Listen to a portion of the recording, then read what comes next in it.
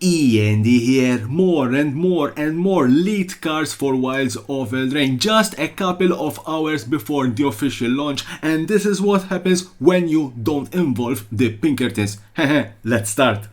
And I want to start with the once and future king, Will Scion of Peace for 1/1 white and 1 blue. It's a 2/4 with vigilance. Tap. Spells you cast this turn that are white and or blue cost X less to cast, where X is the amount of life you gain this turn. Activate only as a sorcery. Nice synergy with lifelink. Next is his sister, Rowan Scion of War for 1/1 black and 1 red. It's a 4/2 with menace. Tap. Spells you cast this turn that are black and or red cost X less to cast, where X is the amount of life you lost this turn. Activate only as a sorcery. Blossoming Tortoise for 2 and 2 green. It's a 3/3. Enters the battlefield or attacks. Mill 3 cards. Then return a land card from your graveyard to the battlefield tapped.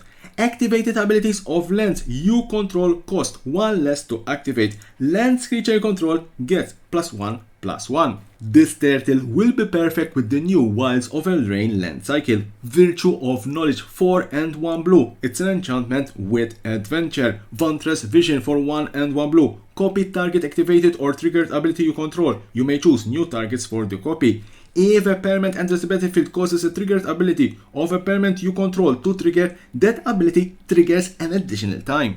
Virtue of Loyalty 3 and 2 white enchantment with adventure. Arden Veil Fealty for 1 and 1 white instant. Create a 2/2 white knight creature token with vigilance. At the beginning of your end step, put a +1/+1 counter on each creature you control. Untap those creatures. These virtue enchantments will become quite useful. Archon of the Wild Rose 2 and 2 white is a 4/4 with flying. Other creatures you control that are enchanted by auras you control have base power and toughness of 4/4 and have flying. Twining Twins for 2 and 2 blue. It's a 4/4 with adventure. Swift Spiral for 1 and 1 white. Instant. Exile target non-token creature. Return it to the battlefield under its owner's control at the beginning of the next end step. Flying, vigilance, and ward 1. Ingenious Prodigy X and 1 blue. It's at 0/1 with Skulk. Enters the battlefield with X +1/+1 counters on it at the beginning of your upkeep. If it has 1 or more +1/+1 counters on it, you may remove a +1/+1 counter from it. If you do, draw a card. Elusive Otter for 1 blue. It's a 1/1 with adventure. Groove's Bounty X and 1 green. Sorcery. Distribute X +1/+1 counters among any number of target creatures you control. Prowess. Creatures with power less than Elusive Otter can't block it.